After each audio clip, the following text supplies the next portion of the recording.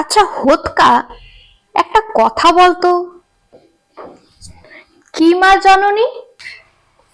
তুই সব সময় টুপি পরে থাকিস কেন? আসলে মা জননী, আমি তো গতর খাটাই, তাই।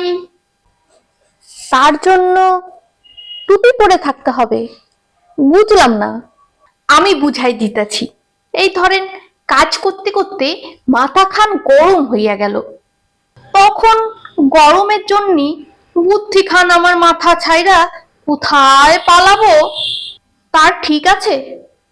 টুপি খান পইরা থাকলে বুদ্ধি খান আর পালাইতে পারবো না। ভালোই বুদ্ধি বের করেছিস। আপনাদের রে কইতেছি, এটা মা জননীরে কইেন না। আমি নিজেই টুপি পইরা থাকলে আর কেউ আইসে আমারে টুপি পরাইতে পারবো না। ভিডিওটি কেমন লাগলো অবশ্যই কমেন্ট করে জানাবেন এবং কোথা থেকে বসে আপনারা ভিডিওটি দেখছেন সেটাও জানাবেন। ধন্যবাদ।